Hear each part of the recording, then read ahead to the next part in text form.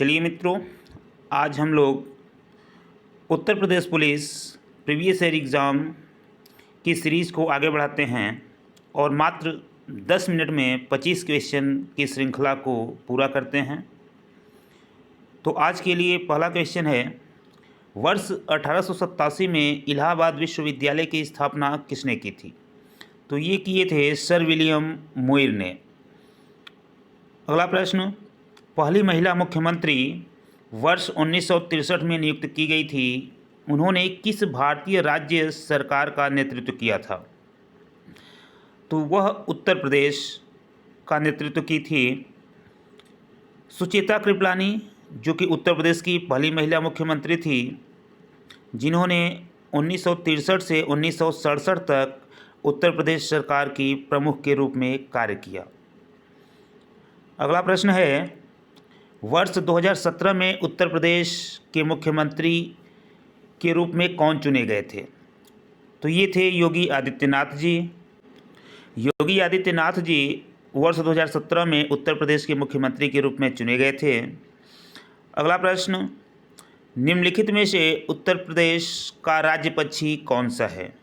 तो सभी को पता होगा, उत्तर प्रदेश का राज्य पक्षी सारस है तथा उत्तर प्रदेश का राजकीय पशु जो है वह बारसिंघा और राजकीय वृक्ष अशोक, राजकीय पक्षी सारस, राजकीय पुष्प पलाश तथा उत्तर प्रदेश का राज्य गीत जो है वह उत्तर प्रदेश समेटता खुद को इतिहास के पन्नों में, तथा राज्य खेल जो है वह हॉकी है और राज्य नृत्य उत्तर प्रदेश का कथक है।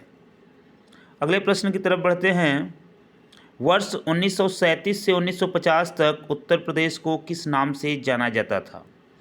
तो ये जाना जाता था संयुक्त प्रांत के नाम से।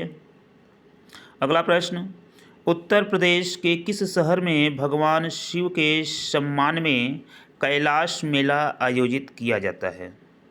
तो यह आगरा में किया जाता है। अगला प्रश्न, निम्नलिखित में से कौन उत्तर प्रदेश की सबसे लंबी नहर है? तो उत्तर प्रदेश की सबसे लंबी नहर इन 4 ऑप्शनों में से बताना है तो ये है शारदा नहर। शारदा नहर उत्तर प्रदेश की सबसे लंबी नहर है। अगला प्रश्न, सरदार वल्लभ भाई पटेल कृषि और प्रौद्योगिकी विश्वविद्यालय भारत के उत्तर प्रदेश राज्य के खाली स्थान में एक कृषि विश्वविद्यालय है। तो यह जो है सरदार वल्लभ भाई पटेल कृषि विद्यालय, यह मेरठ में स्थित है, उत्तर प्रदेश राज्य के मेरठ में स्थित है। अगले प्रश्न की तरफ बढ़ते हैं, मुरादाबाद किस काम के लिए प्रसिद्ध है? तो मुरादाबाद पीतल उद्योग के लिए प्रसिद्ध है और दुनिया भर में हस्तकला उद्योग में खुद के लिए एक जगह बना चुका है। मुरादाबाद में पीतल के सामानों का सर्वाधिक उत्पादन किया जाता है। अगले प्रश्न को देखते हैं, कहा गया कि गुलाबी गैंग के संस्थापक कौन हैं जो उत्तर प्रदेश और मध्य प्रदेश आधारित सामाजिक संगठन है जो महिला कल्याण और सशक्तिकरण के लिए काम करता है? तो ये हैं संपत पाल देवी जी। संपत पाल देवी जी। अगला प्रश्न, निम्नलिखित में से किस जिले को राष्ट्रीय राजधानी क्षेत्र के 23वें जिले के रूप में शामिल किया गया है? तो एनसीआर के 23वें जिले के रूप में शामली को शामिल किया गया है। शामली याद रखेंगे। राष्ट्रीय राजधानी क्षेत्र में उत्तर प्रदेश के जो ज़िले हैं वो 8 हैं। नंबर 1 मेरठ, 2 पे गाज़ियाबाद, 3 गौतम बुद्ध नगर, 4 बुलंदशहर, 5 हापुड़, 6 बागपत, 7 मुजफ्फरनगर और 8 शामली। शामली को शामिल किया गया है 30वें जिले के रूप में और यूपी से ये 8वां जिला के रूप में शामिल किया गया। अगले प्रश्न की तरफ बढ़ते हैं, निम्नलिखित में से कौन सा देश भारतीय राज्य उत्तर प्रदेश के साथ अपनी सीमाओं को साझा करता है? तो कौन सा देश है जो उत्तर प्रदेश की सीमा के साथ साझा करता है? तो नेपाल। नेपाल जो है वह उत्तर प्रदेश की सीमा के साथ साझा करता है। अगला प्रश्न है, बाराबंकी में देवा मेला प्रत्येक वर्ष हिंदू कैलेंडर के कार्तिक महीने में प्रसिद्ध सूफी संत के वार्षिक उर्स के अवसर पर आयोजित किया जाता है। तो वो कौन सूफी संत थे जिनके वार्षिक उर्स पर बाराबंकी में देवी मेला प्रत्येक वर्ष हिंदू कैलेंडर के अनुसार कार्तिक महीने में मनाया जाता है? तो ये थे वारिस अली शाह जी। वारिस अली शाह जी, इनका नाम याद रखेंगे। अगला प्रश्न है, उत्तर प्रदेश में वर्षा ऋतु में निम्नलिखित में से कौन सा गीत गाया जाता है? वर्षा ऋतु में अर्थात बारिश के मौसम में कौन सा गीत गाया जाता है? तो कजरी। बारिश के मौसम में कजरी का गीत गाया जाता है। उर्दू कविता में फिराक गोरखपुरी के नाम से किसे जाना जाता है? तो उर्दू कविता में फिराक गोरखपुरी के नाम से रघुपति सहाय को जाना जाता है। उर्दू कविता के लिए बड़े ही प्रसिद्ध थे रघुपति सहाय जी। राजा हर्षवर्धन ने खाली स्थान में ज्ञान का एक विशाल केंद्र स्थापित किया। अर्थात कहाँ पर ज्ञान का एक विशाल केंद्र स्थापित किया, जिसे भद्र विहार कहा जाता था। तो भद्र विहार के नाम से कन्नौज को जाना जाता है और यहीं पर राजा हर्षवर्धन ने ज्ञान का एक विशाल केंद्र स्थापित किया। अगला प्रश्न है, प्राचीन भारत में जमदग्नि ऋषि का आश्रम जमानिया में था, जो वर्तमान उत्तर प्रदेश के किस जिले में स्थित है? तो जमदग्नि ऋषि का जो आश्रम है वर्तमान में यह गाजीपुर जिले में स्थित है।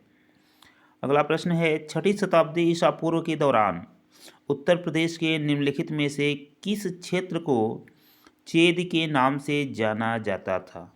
तो चेद के नाम से बुंदेलखंड को जाना जाता था। अगले प्रश्न की तरफ बढ़ते हैं, निम्नलिखित में से कौन सा जिला उत्तर प्रदेश के बुंदेलखंड क्षेत्र से संबंधित है? तो बुंदेलखंड क्षेत्र से महोबा संबंधित है। महोबा, तो बुंदेलखंड क्षेत्र में उत्तर प्रदेश के जालौन, झांसी, ललितपुर, चित्रकूट, हमीरपुर, बांदा और महोबा तथा मध्य प्रदेश के सागर, दमोह तथा टीकमगढ़, छतरपुर, पन्ना, दतिया के अलावा भिंड जिले की लाहार और ग्वालियर जिले की मांडेर तहसीलें तथा रायसेन और विदिशा जिले का कुछ भाग भी शामिल है। अगले प्रश्न की तरफ बढ़ते हैं, उत्तर प्रदेश का क्षेत्रफल देश के कुल क्षेत्रफल का लगभग कितना है? तो यह जो है 7.3% है। देश के कुल क्षेत्रफल का लगभग 7.3%। उत्तर प्रदेश में कुल 75 जिले हैं तथा 18 मंडल हैं और इनमें 4 संभाग हैं। और क्षेत्रफल की बात की जाए तो उत्तर प्रदेश का क्षेत्रफल कितना है? 2,38,566 वर्ग किलोमीटर।